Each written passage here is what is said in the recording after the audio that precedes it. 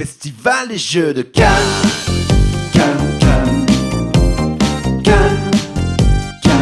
Au Festival des Jeux de Cannes.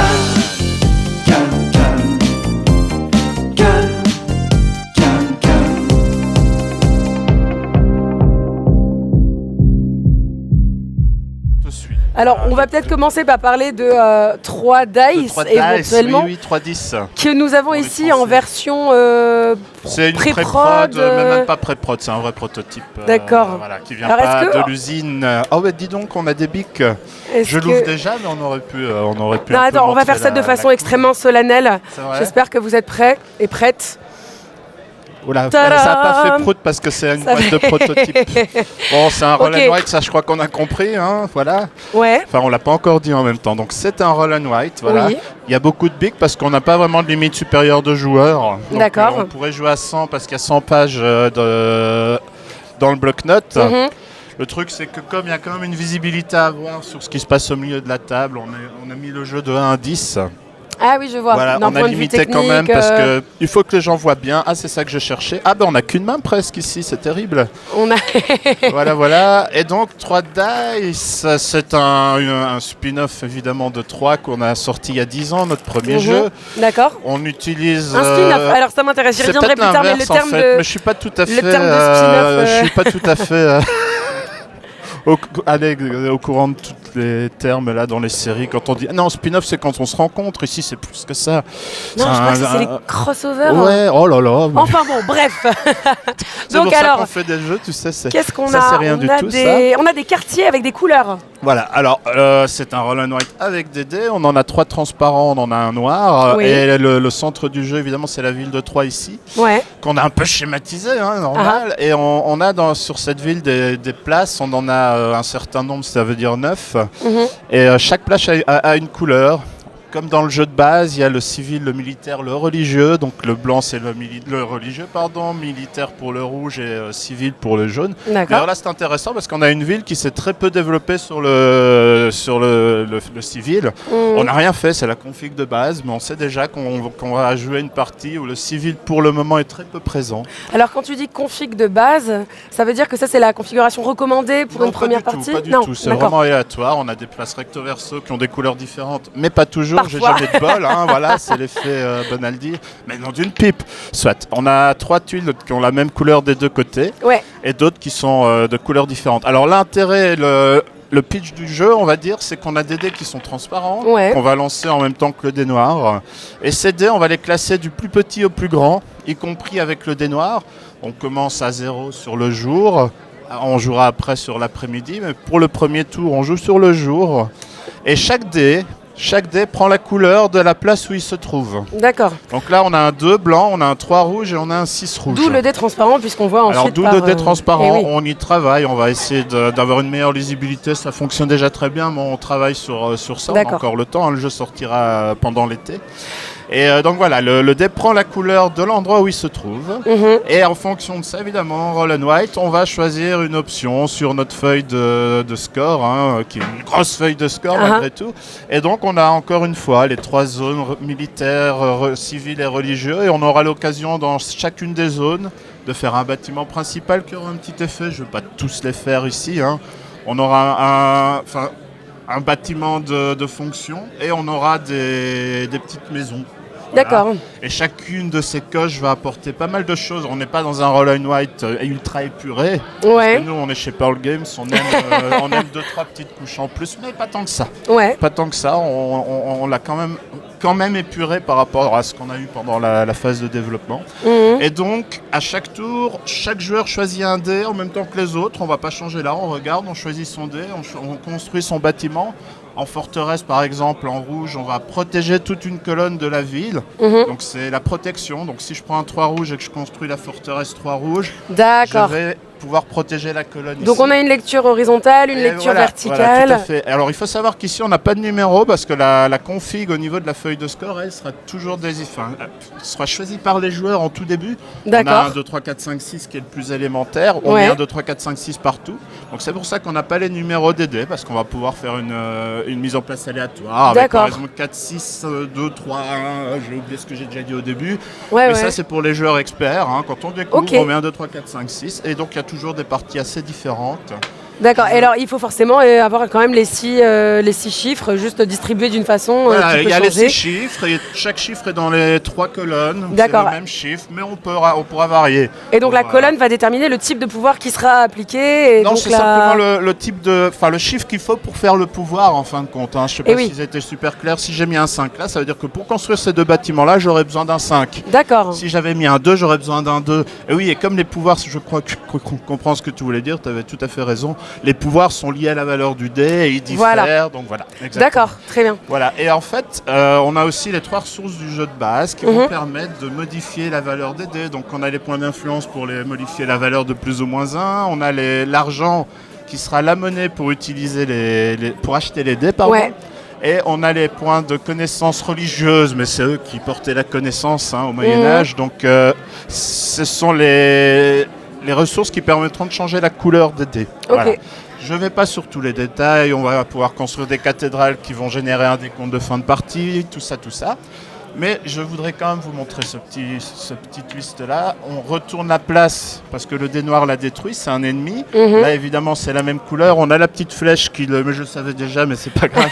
Parce qu'il y a la petite flèche qui montre ce qu'il y a de l'autre côté. Donc, après chaque tour, là, c'est pareil. Mais après chaque tour, on va changer la couleur des places. On va décaler la rondelle et on aura donc une lisibilité. On peut prévoir ce qui va arriver. On sait que si ça se retourne par le dé noir, ce sera du rouge. Et c'est intéressant de comprendre, d'essayer de deviner comment la roue va tourner, comment les places vont se retourner, parce qu'il y a des pouvoirs qui dépendent du nombre de places rouges. Donc si j'ai 3 places rouges, j'ai intérêt à attendre d'avoir 3 places rouges pour que ce soit optimisé. D'accord. Donc voilà, on a toutes les infos, mais pas totalement, parce que les dés vont changer les choses de façon moins contrôlée.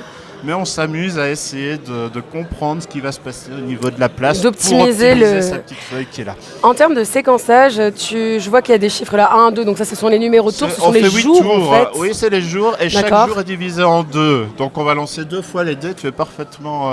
Le matin et l'après-midi, ou la journée et la soirée, le jour et la nuit. C'est ce que je voulais dire. Oui, c'est ça, le matin, l'après-midi. Très bien. On voulait la nuit comme dans Solenia, mais la nuit, il se passe pas tant que ça de choses. C'est vrai, 3, oui. Effectivement. Et toutes les portes sont fermées, c'est bon. Les aubergistes, aucun intérêt. Pas moyen d'attraper une chopine. Rien du tout. Du coup, bon, on est resté là-dessus. Oui. Donc ça fait un jeu de 15 minutes à une demi-heure en fonction de sa connaissance du jeu. Et ça fait un jeu qu'on aime bien. Alors j'ai une deuxième question parce que quelle est la part d'interactivité? Est-ce qu'il y a des systèmes à majorité? On n'a pas. On n'a pas parce qu'on peut jouer à 10 parce que voilà, on a quand même voulu optimiser les durées de partie. Donc faut savoir le roll and write. Moi j'ai aucun problème, on fait ce qu'on veut. Si on va en faire un jeu de 3 heures, pourquoi pas. Il faut explorer, il faut découvrir. C'est ça qui est chouette avec le roll and write. Depuis qu'il est à la mode, on explore. C'est ce qu'on fait, on rajoute du matériel. Est-ce que c'est vraiment un roll and write? Oui ou non? Nous, on fait un roll and write qu'on a voulu extrêmement dynamique et fluide. Et c'est vrai qu'on n'a pas une interaction autre que le résultat de fin de partie. C'est absolument vrai. Mais voilà, c'est totalement assumé. C'est pour pouvoir jouer en un quart d'heure. C'est pour pouvoir avoir énormément de choix vifs, précis. Interaction, c'est bien, c'est génial, j'adore. Mais souvent, ça fait perdre un peu de temps. J'adore ça évidemment, mais dans ce jeu, on voulait quelque chose d'hyper fluide, dynamisant. Donc son point fort sera absolument pas l'interaction. Son point fort, ce sera l'optimisation personnelle avec les mêmes éléments. Et on verra bien qui s'en sort le mieux. Mais on s'amuse beaucoup aussi parce que le dé noir va détruire des colonnes si on s'est protégé ou pas. On entend beaucoup les autres queener quand même et on s'y intéresse parce que quelqu'un qui queen, c'est toujours intéressant. Et c'est quand même ça qu'on veut aussi à la base. Donc du coup, je reviens sur le terme que tu as utilisé tout à l'heure qui était le terme de spin-off. J'aurais pas dû. Alors, non, on va pas forcément rester sur ce terme-là. Mais comment du coup 3 Dice se positionne par rapport à 3, puisqu'entre 2, on a eu la sortie de Tournai qui était donc un jeu de cartes thématisé un petit peu de la même façon, sans reprendre forcément les mêmes mécaniques. Non, oui, alors moi j'ai la tête un peu fourre-tout aussi, hein, mais pour être très clair, quand on a fait Tour 3, c'était pas un but de professionnalisation du métier. Moi je voulais pas devenir éditeur absolument à ce temps-là. J'ai eu la chance de pouvoir le faire. On avait 1 an pour faire un autre jeu. Bon. Je savais que ce thème-là me bottait. Je savais que j'avais plein d'idées pour, au lieu de maîtriser des dés, maîtriser une pioche de cartes. Donc on a fait tourner. J'ai fait tourner parce que c'était ma ville. J'adore, j'ai des bâtiments. Je suis pas là, mais sur la boîte de tournée, je suis très heureux de l'avoir fait. Et ça nous permettait en 1 an de ne pas devoir développer complètement un nouvel univers graphique, ce qu'on n'aurait sans doute pas pu faire. Ça, c'est pour expliquer tourner. 3 Dice, c'est quoi? C'est ma passion pour le roll and write. Oui. J'ai toujours adoré ça, j'y joue depuis toujours avec ma femme, souvent des petits roll and write très vifs, très rapides. Et on avait envie de le faire parce qu'il y avait déjà des dés dans 3, mais on avait déjà une très bonne idée de comment les utiliser pour faire une feuille. Ce proto-là s'est fait extrêmement rapidement. D'accord. Mais ça a été extrêmement de développement parce qu'un jeu aussi dynamique où on va faire si peu d'actions, on ne peut pas se planter. Oui. Il faut que tout soit très carré. On a fait énormément de parties, on a vu l'équilibre, on a fait tout ça. Mais soit tout ça pour dire que c'est un jeu presque qui devait sortir, vu notre amour pour les roll and write, et vu le fait que 3 proposait tous les éléments pour le faire. Les 3 couleurs, les résultats enfin, ce qu'on peut faire avec les ressources qui jouent sur les dés, tout ça c'était presque prémédité. Et en plus j'ai eu une bonne aventure à Essen. Un jour je me moquais de Stéphane Feld, il faut toujours se moquer de Stéphane Feld comme ça on se sent important et tout, mais non, mais c'est n'importe quoi. Soit je me moquais de lui parce qu'il faisait une partie avec son éditeur de Château de Bourgogne, le jeu de dés. D'accord. Et j'étais complètement con, c'est déjà un jeu de dés. 3 jours après je faisais le même.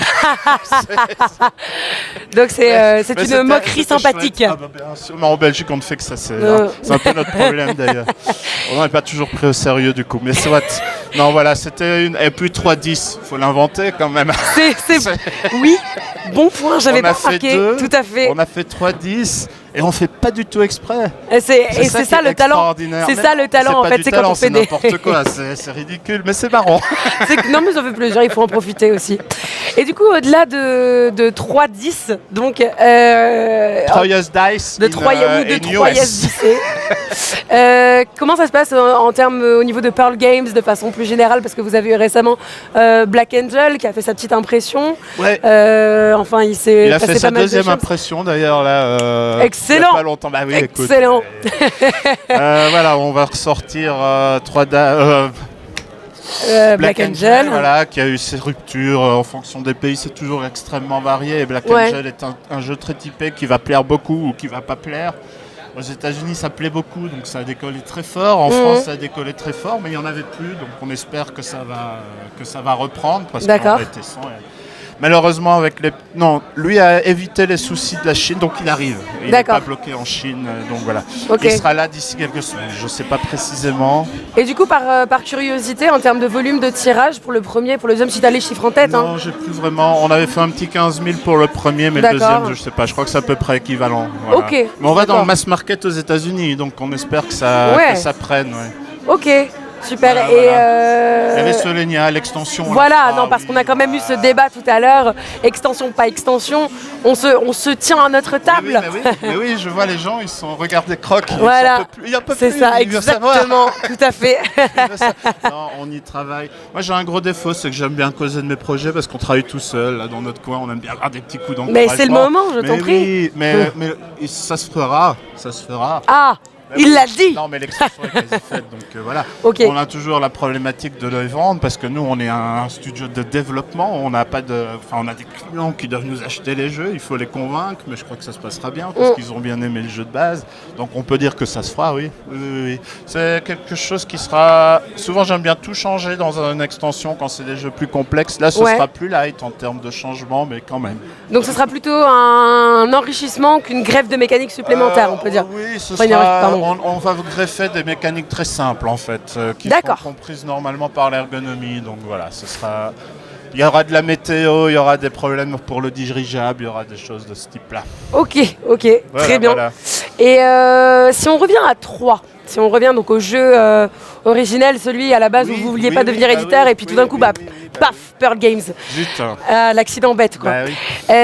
Si on revient à 3, donc, qui est sorti en 2010, qui a été Trick Track d'or en 2011, juste à sa suite.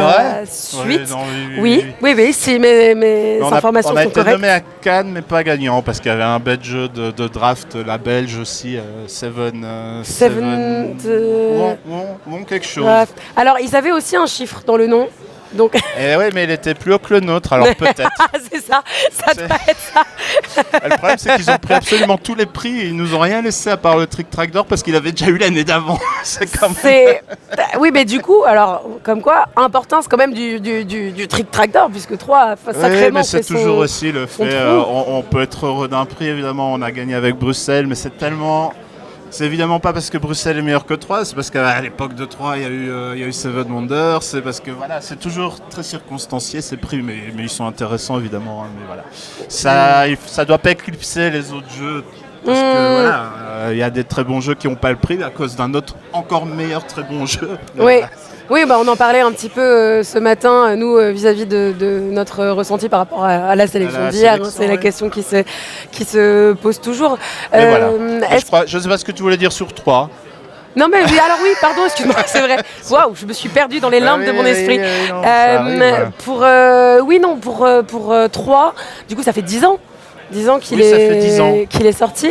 Avec le recul, si maintenant tu devais le refaire, est-ce qu'il y a des choses où tu dis waouh, j'ai vraiment ça pour un tout petit éditeur qui débute, ça j'ai géré, j'ai été bon là-dessus. Et tu dis ça, peut-être maintenant je le verrais différemment avec l'expérience.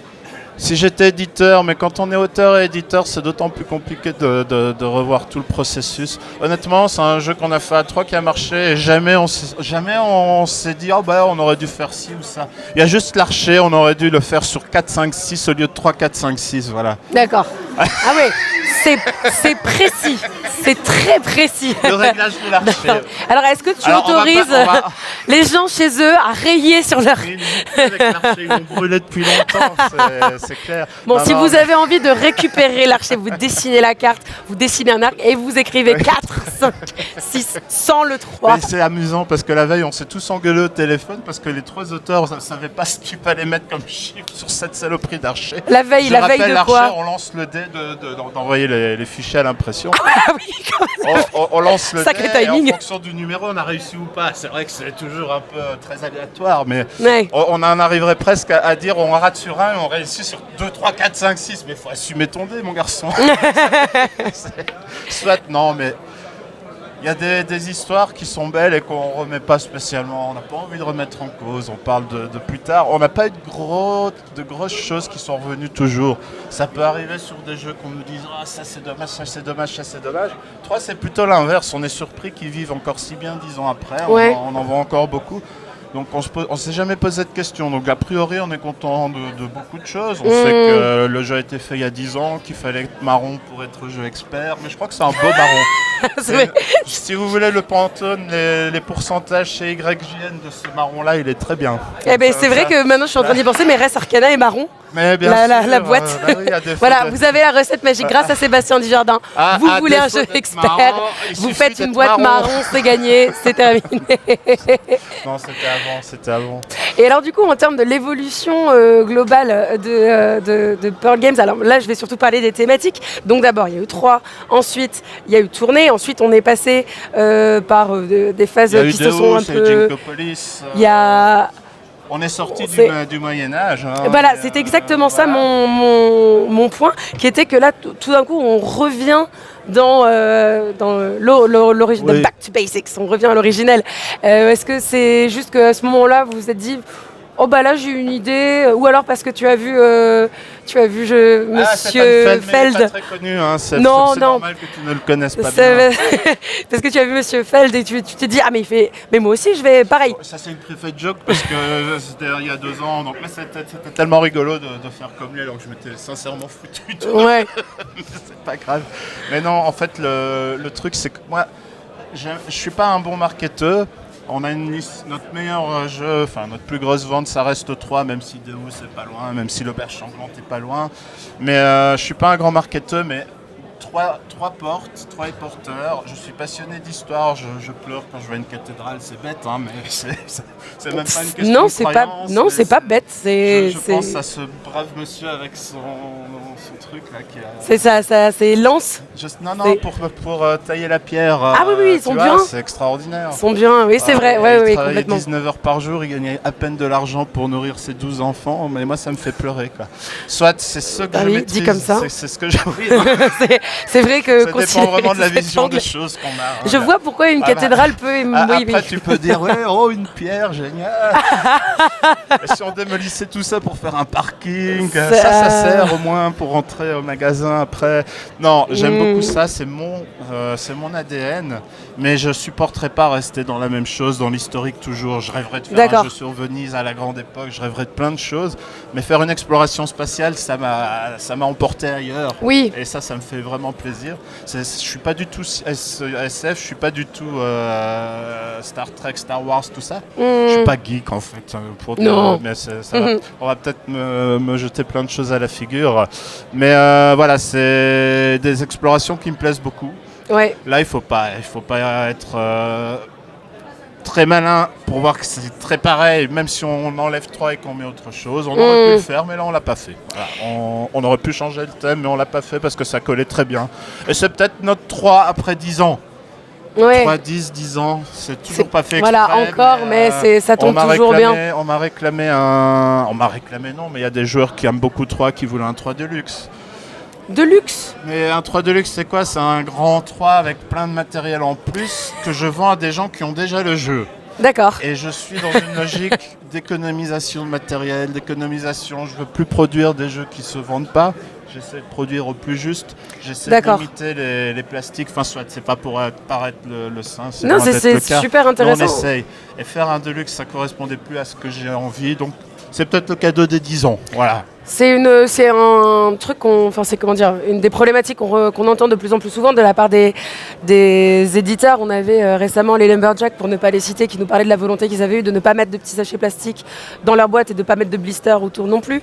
Et puis il y a aussi, de façon encore plus générale, une volonté face à l'augmentation du nombre de titres, de revenir à, comme tu le dis, des productions plus, je vais pas dire raffinées, mais... moi, j'ai fait 10 ans de jeu, j'en ai sorti 9. Donc on a raté une année et c'est pas facile. C'était impossible de continuer à le faire en tant qu'indépendant. Il y a un risque, c'est vrai, je comprends tout à fait ceux qui sont dans cette situation d'en sortir plus. Parce qu'on veut en vivre, on veut se faire plaisir et voilà. Moi j'en ai sorti un par an, ça a été très dur, du coup je travaille avec Asmodée qui me permet de continuer à le faire. Oui. Donc je le fais et maintenant on aura peut-être 2 jeux parce que j'ai signé des jeux avec des auteurs externes et comme moi j'ai plein d'idées, si on veut les sortir un jour il faudra le faire, donc on aura sans doute 2 jeux, mais c'est vrai qu'on aime bien essayer de viser juste. Alors c'est hyper prétentieux de le dire parce qu'on ne peut pas être sûr que ça va viser juste, mais maintenant je peux me le permettre de manière plus sereine parce que j'ai un support derrière, quoi. Mais c'est vrai qu'essayer de mettre 10 jeux dans les rayons de manière sans y mettre son âme, tu vois, si tu fais 10 jeux, ça commence à être trop industrialisé, quoi. Moi, j'ai envie de faire des productions qui donnent de notre personne. Voilà, je comprends. Je vais te poser une dernière question, puisqu'on parlait de 3 qui a été nominé pour l'As d'Or en 2011, du coup. 2011 et qui n'a pas gagné le prix. Non, à cause de Seven trucs là. Ouais. Est-ce que tu as l'As d'Or de cette année en catégorie expert et en catégorie famille aussi? Alors, tu as peut-être rien à dire ou tu as peut-être j'ai des choses à dire, mais voilà, je vais pas être dans la critique parce que je sais pas quelque chose qui me plaît, ou alors il faut que les gens soient là et qu'on s'amuse avec ça. Mais en fait, je connais pas du tout Oriflamme. Voilà, ça je t'ai dit, j'avais compris les principes, ça m'avait l'air d'être un très bon jeu reprenant plein de choses déjà existantes. Mon avis personnel c'est que voilà, j'aurais aimé quelque chose de plus divers, de plus neuf, mais je suis sûr que c'est un excellent jeu et c'est ce qu'on demande à l'As d'Or, donc je vais y jouer. Et pour l'expert je suis content parce que Res Arcana c'est un jeu, comme je disais ici, avec Il est marron. Non, pas marron, oui, il est même. C'est noir, non? Oui, il est marron. Il est marron. Bon, c'est un jeu qu'on a adoré avec ma femme parce qu'il se passe plein de choses en peu de temps et c'est ce que je recherche de plus en plus. Je travaille sur un nouveau Deus, avec moins de cartes, avec moins d'action, mais les pouvoirs.